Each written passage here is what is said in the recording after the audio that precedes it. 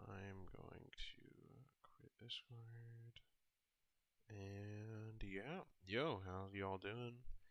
Well, today I'm going to be playing some Showdown and also talking about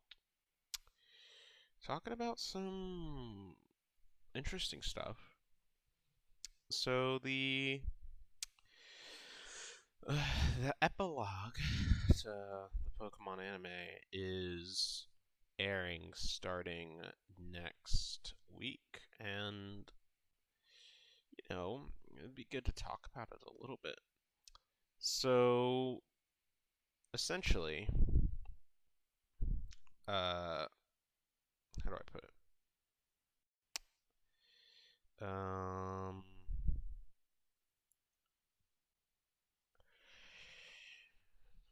There is a lot more effort going into this epilogue than I originally expected.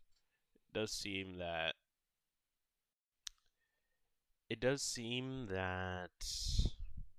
they are, putting a lot of people into this to work on it, which is a little surprising considering that the studio is also animating Nagatoro at the same time.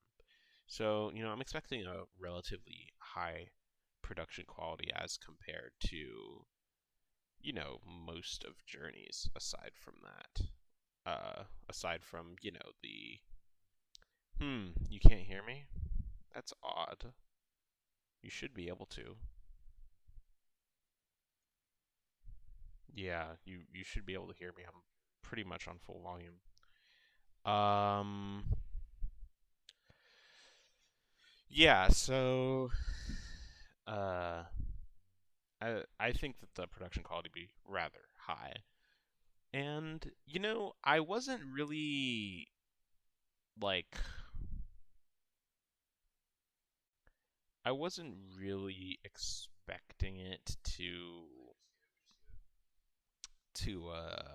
and like from a narrative standpoint. Like I wasn't really thinking that oh, this is so ass. Like how are you gonna do this to me, man? Like it's the first thing. Like come on. Um I literally just have to pray. Like I don't have a choice. I literally just have to pray. I guess I should have just done this from the start. Like, what's the point, even? Okay, whatever. Like, how are you gonna get Mewtwo as your first Pokemon? Um, from a narrative standpoint, I wasn't like I think a lot of people were surprised by the level of of uh of of like interesting stuff that they've added over the in the in the in the trailer. But it seems like they've done quite a bit.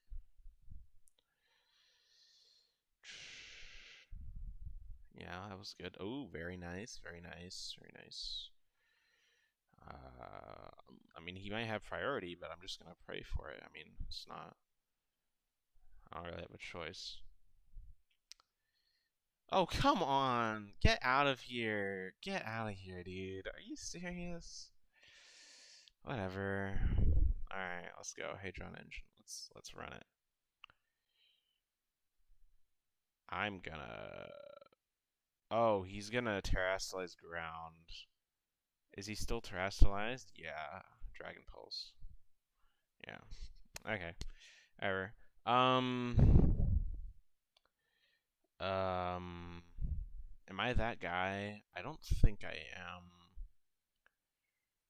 He's gonna hyper voice with Pixely Fairy. Yeah. Should I set up this? I'm not quite sure, honestly. Uh, let me see. Uh, ba ba da ba ba ba ba ba ba.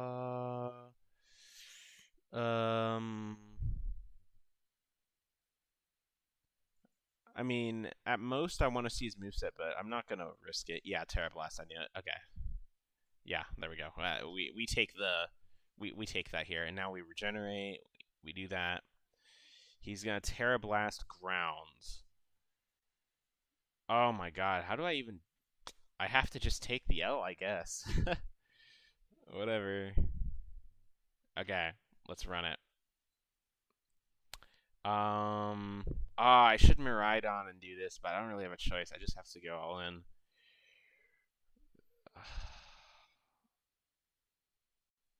Um, yeah, well, I'm just gonna Moonblast, I guess. Oh, come on. Get out of here, dude. Oh no, he's in a Facade. Okay. Yeah. Um. Yeah. Facade. Normal. Okay, let's run it. And next, I'm gonna switch in and go fucking crazy. I'm gonna go insano mode in a second, but for now, let's hit that. Should die next turn. Trailblaze. What are you doing even? Like, you're gonna die to Toxic. Oh no, you're not gonna die to Toxic.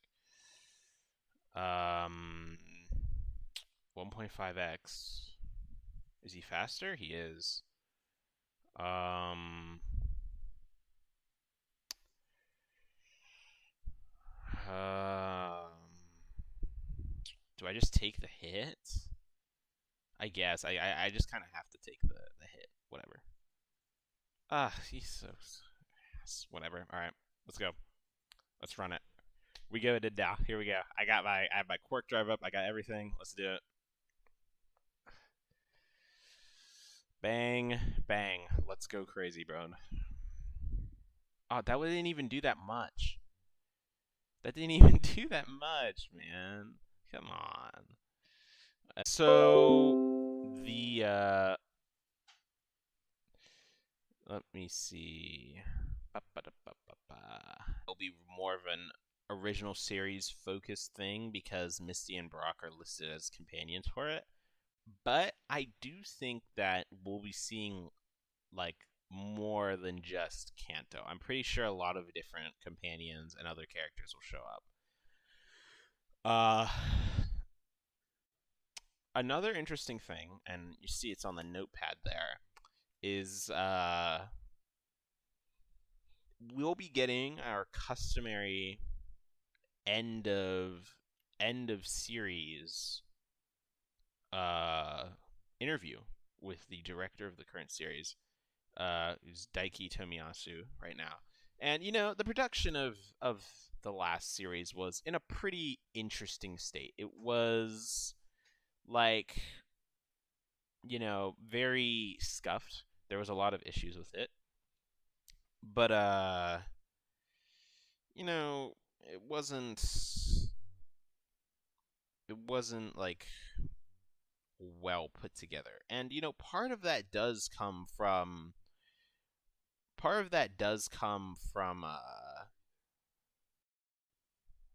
the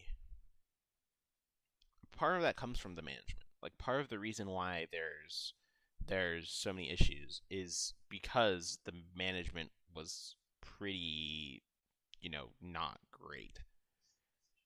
And they made decisions which, you know, I don't think were, well, you know, just the right ones. Like, it was like, for example, their decision to make the show like hyper episodic was not not ideal. Like, that's not really what you want to be going for here. And he's gonna do like poison jab or something. Do I have a steel type? I do not. Ugh.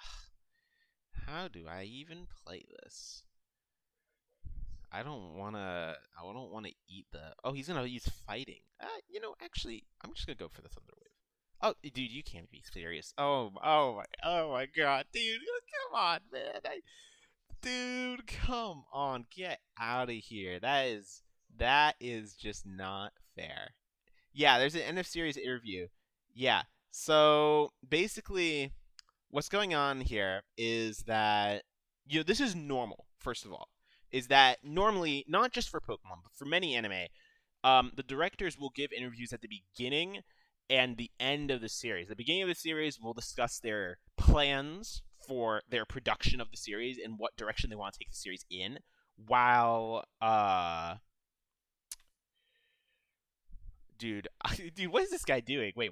Is this guy actually like dumb and I could have just done this the whole time? Okay. Anyway, so I think he's gonna use a fighting move, but I don't really care. Like, even if Klefki dies, like it's not really a big deal. I don't think. If he uses a fighting move, I can switch to. Yeah, I'm just gonna hope, I guess. Yeah, we'll do that. Anyway, so they give an interview at the beginning of the series to discuss like their plans for it and how they want one direction they want to take it, and then they give an interview at the end. What is this man doing? Whatever. They give an interview at the end of the series to talk about their uh oh, I got a challenge. Okay, let's do it. Um, they talk about their plans at the end of the series to just give their ideas for it. Yeah, no screen cheating, by the way. Whoever this is, I know someone's trying. Don't look at my stream. Don't be a cheating Andy. Uh oh, get out. Oh, uh-oh. What the? Uh-oh. I got baited. Uh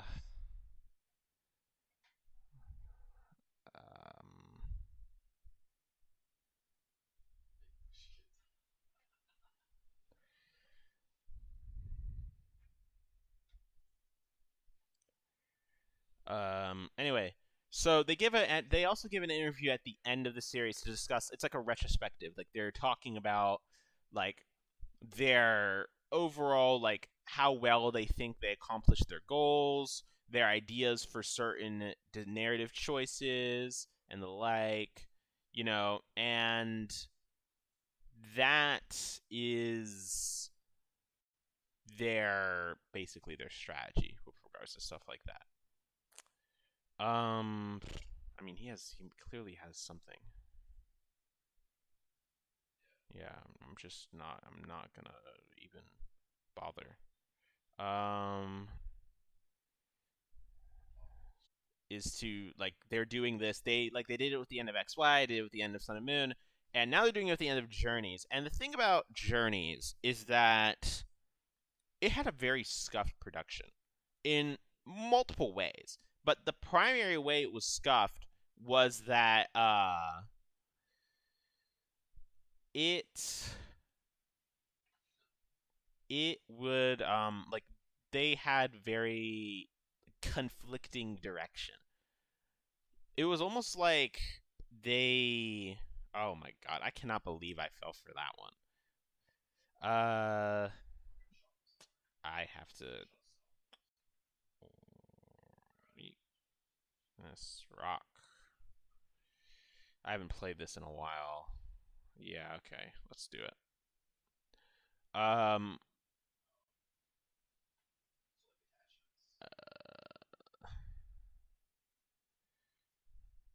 that is not great for me. Um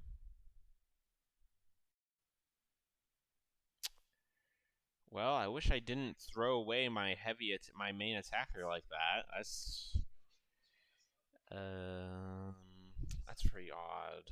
I don't I'm not quite sure what to go for with this. Yeah, it had a conflicting direction in the sense that it was like they set up the narrative for it was like they set up the narrative to be a narrative based series, but they would set up the setting to be Um, set up the setting to be like a slice of life. That makes sense. It was very odd. It didn't really make sense, and it conflicted a lot. It caused a lot of issues. It caused for like the result of this was essentially, uh, basically the series being very. Oh wait, actually, I'm not supposed to. I'm not supposed to send this in yet. I forgot that how this guy worked.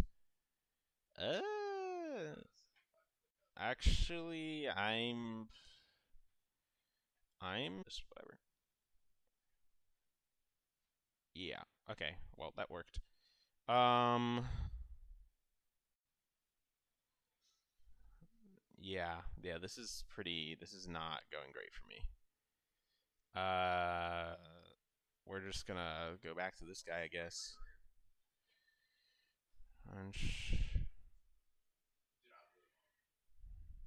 Oh wow, that did a lot more than I was expecting. Wow. Well, let's see what you do. That was a lucky hit. I'm not gonna lie. All right, let's run this. Bam, bam, fallen five, terastalize.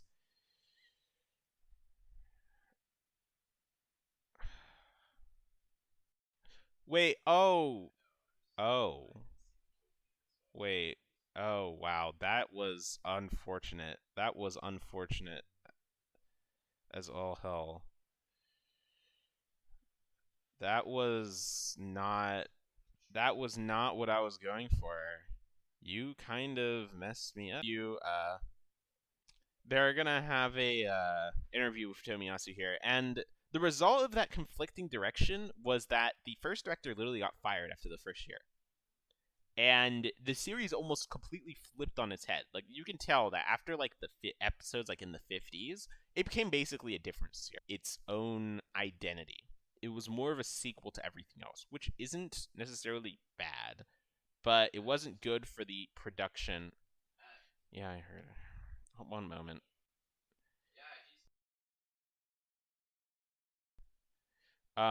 Anyway, so the the direction of the series kind of fell apart because it wasn't really like being directed anymore. As a result, it's it's like very scuffed. And even the head writer of the series composition, basically admitted that they didn't know what they were doing for basically a whole year, like the first year of the show. They didn't really know what to do with Go or Chloe at all. And after they figured out what to do with them, they spent the next year very heavily rushing their arcs and having them compete for screen time with Ash and also all the other returning character episodes.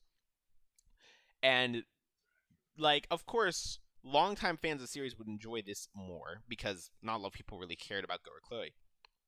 But the actual series itself suffered as a result. And this all kind of culminated in poor staff allocation decisions and the idea to animate the entire Masters 8. The other half was done by Olem with like a ridiculous number of staff working on it because they didn't have the time to do it properly. And then they took a bunch of breaks because they literally like they completely broke the thing, and the directors changed again. Tomiyasu, this guy who's going to be getting interviewed, was the executive director for the first. What he does is like management. Like he'll allocate staff to certain things. He'll make very general decisions about what kind of show it should be. He'll work with the shareholders. Like he'll talk to the shareholders. He's the guy who goes to the big investor meetings, etc. And this is the first time. This is the first time that the executive director has not been one of the founders of the studio, Kunihiko Uyema. He was the executive director from the original series to Sun and Moon, but he stepped down from that position in Journeys because they had basically Tomiyasu has basically been like groomed, not in the bad sense, but in the good sense, groomed to take over the ship for Anipoke since XY. Like in XY, Yajima basically mentored him on how to direct a series. In Sun and Moon, he directed his own series, and now in Journeys, he took the executive position. However, a lot of the issues that Journeys had, production wise and also narrative wise, were a result of his decisions. And he had to actually step down from that position and go into the series director role, which is the person who actually directs the series. And he had to literally step down from that position and just take the helm of the series because it had basically been run into the ground. And he took direction of he took the helm of the series. He put in a bunch of recaps because they needed them. That was like his strategy to deal with the issues.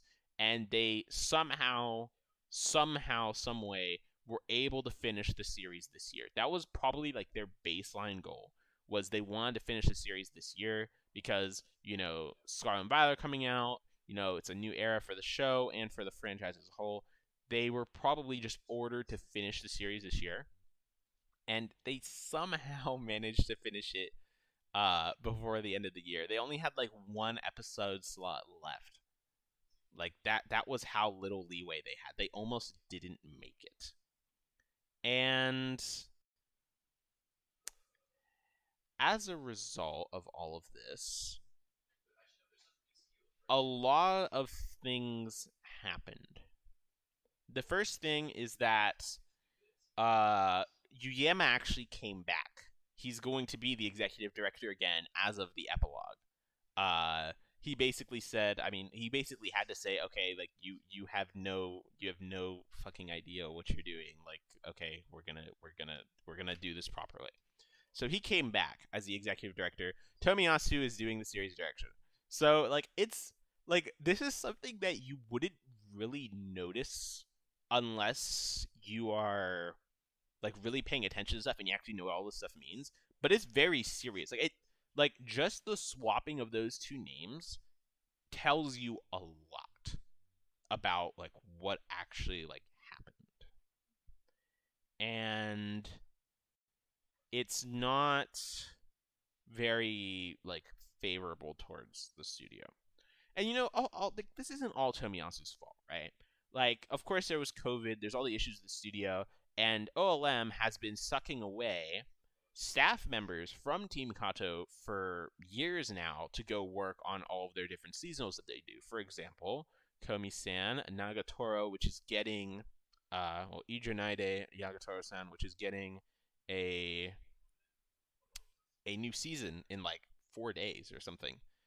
They also have like Dark Gathering, Summertime Rendering, these different shows that they are producing at the same time as Pokemon. And they, Pokemon has for a long time served. Hold on, this is really scuffed.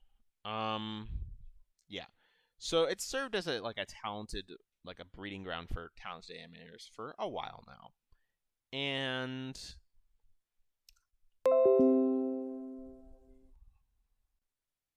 what's going on with my thing, actually? Kind of have to look at this. This is like, it's like I'm like dropping frames left and right for some reason. I don't know if it's my internet or it's YouTube, but it's like destroying my stream. Okay, I think it's fine. Okay, so basically the issue with this is that like they set up as a breeding ground for talented animators, and then they pull those animators away to keep doing that. But the problem is that Pokemon is relying on a continuously aging core staff, like, to do this stuff. And like, you have Yonemura doing the series composition this series. He wasn't good at it. He's never done it before, and he's been writing episodes since the original series, but he's never done series composition before, and it really kind of fucking showed. Like, it showed a lot. And now Tomioka is coming back to do series composition for the epilogue. And, you know, I don't know how long these people can keep doing this. Like, Tomioka left after XY to, like, go do other stuff. Like, he still did episodes in Sun and Moon, and also in Journeys he famously did the Masters tournament all by himself. But before then, like, in Sun and Moon and stuff, he didn't do battle episodes. And, like, he went off and did, like, he did Digimon. Like, he did the series composition for the Digimon reboot. He did One Piece Stampede, the movie. He did a lot of other stuff.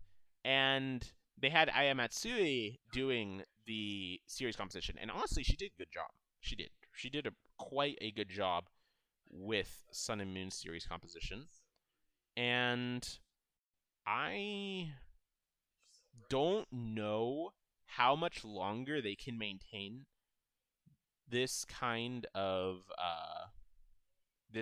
setup of what is with this. I don't know why my OBS keeps doing this. My CPU usage is at like 3%, and I'm doing full 60 FPS all green.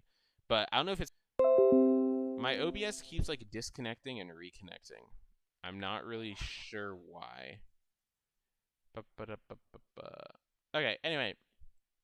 So I don't know what I was talking about before that.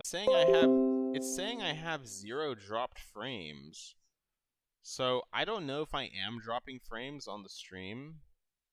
I guess I am. It says I have excellent connection too. I don't know like what the issue is here. But yeah. Anyway, so the issue is that I kind of forget. Just talking about them pulling staff members away. Oh, and the aging staff. So, like, the thing is that these guys, aside from, like, Tomioka, most of these writing staff and directors, like, don't work on other shows. Like, at all. And I feel like that lack of overall experience has begun to show really heavily in recent years. You know, with like in Sun and Moon and Journeys, like they constantly are rehashing like old character arcs and stuff for Ash or his companions because they don't know how to write anything else. And you know, it's a little like concerning, but the issue is at the writing standpoint. And the contrast was shown really heavily when Tomioka wrote the Legends Arceus special, and it was a far better Dawn Return than any of the other ones.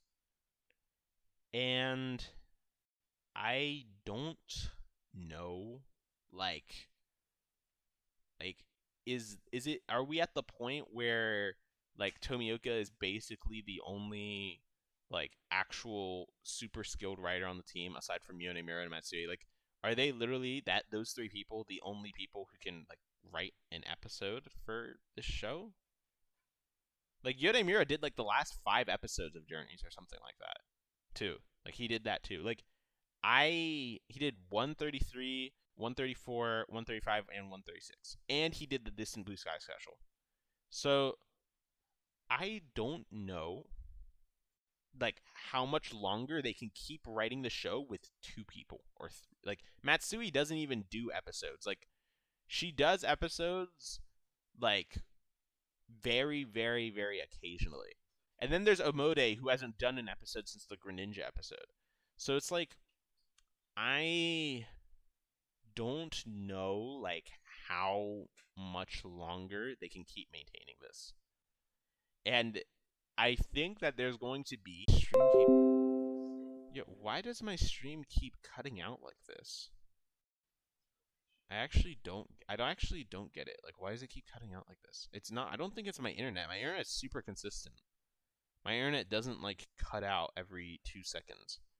And I don't think it's my task. I don't think it's like my computer either because